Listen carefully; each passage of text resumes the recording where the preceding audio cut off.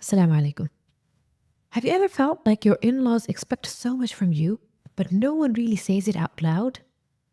It's like stepping into a new family, and suddenly there's this invisible list of duties, things you should do, should say, or should be, and you're somehow missing it all. That you're getting things wrong.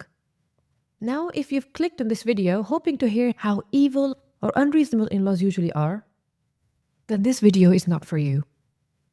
This video is for you if you want to have a beautiful relationship with your in-laws. Some of the things that are going to help you in the process, and there will be things that are not your responsibility to do. Because beautiful relationships are not built on rights and responsibilities. They're built on ihsan. If everybody is worried about getting all of their rights and doing nothing other than the bare minimum, then your relationship suffers. What I always call towards is a balanced approach and doing things with ihsan for the sake of Allah subhanahu wa ta'ala. Now, let's talk about what your in-laws may secretly expect from you. These are not unreasonable. In fact, they come from a place of deep love for their son, for their grandkids, and their family as a whole. And their love for you is conditional, no matter how much we hate it. But this is how things work. They would love you if they think they have a good influence on their family as a whole. But if they think that after your arrival in their family, there has been a lot of problems and chaos and bad feelings, then naturally, they wouldn't love you. Now, I am not saying that you are always at fault in these tensions. It could be reasons outside of your control, but I'm just explaining the nature of their love with you. Your in-laws expect from you to be involved. Not distant, not uninterested, but someone who shows up, helps out, and cares about the family as a whole. As for how much involvement, this differs from family to family. So you will just have to get a feel of it. Your in-laws expect you to take good care of their son and grandchildren. Now here some diplomacy and social intelligence comes into play. If your husband is an involved person at home, he helps around with children and perhaps helps in the kitchen, for example, then it's a good idea to hide that from your in-laws as much as possible. It is not about secrecy, it is about privacy. How you two handle your affairs as a couple is a private matter. You need to be especially cautious in the early years so they don't feel like you're taking advantage of their son. Listen, they are not living with you. They don't know how much you are doing for their son, how much you're doing for your husband and your family. All they see is those moments where you both meet up. So it's important you put your best foot forward. So they don't assume you're making their son work like a slave, that you're taking advantage of their son. Ladies, you've entered a world that's ruled by emotions. It is not ruled by logic. If they think your husband was hungry and you were too busy with kids to feed him that one time that they visited, they're going to assume that this is how it is all the time. They're not thinking through logic. They're thinking through feelings, and the feelings that the shaitan is amplifying. So a wise wife then would take care in those moments and present a good front, especially in the first few years, where they are judging you whether you are good for your son, for their son or not. Your in-laws expect you to treat them with respect. They often don't want blind obedience, but gentle words, kind tone, and the acknowledgement that their role still matters.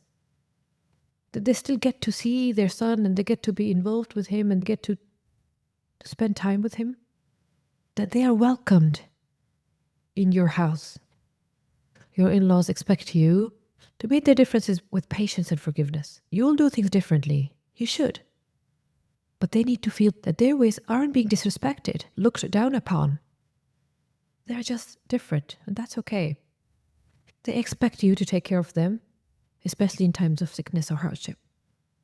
Even a phone call, a homemade soup, or offering help with doctor's appointment, or in whatever way you can tell them that you care. Your in-laws want you to be involved in making their grandchildren love them. That comes from you. You're the bridge. When you encourage your kids to visit, call, and spend time with them, you build that bond. They want to see their son become even better because of you. Kinder, happier, closer to his family. They watch closely. When they see your influence is positive, they start to feel peace in their hearts. They expect from you to improve their family's image. In-laws want to be proud of your addition to their family. When they're announcing to the world that now you are a part of their family, that they want you to be at your best behavior and at your best appearance as well. And here's the part that no one talks about.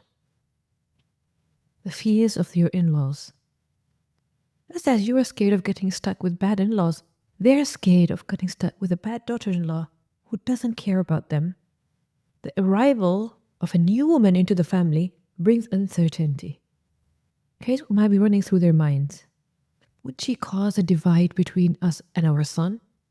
Is she going to turn him against us by telling him horrible things about us? Will she change the way our family works? The harmony, the love, the coherence, will she respect our traditions? Every family is imperfect in their own unique way that they're hiding from the world. Would you be the person who unveils all their secrets and embarrass them in front of extended family and friends? The in-laws are afraid whether the new wife will keep their grandchildren away from them. And these are all fears. They could be based on possessive love or past experiences. Nonetheless, easing their fears and reassuring them will make them see you in a completely different light. What you can do is to show up with gentleness, dignity, and compassion.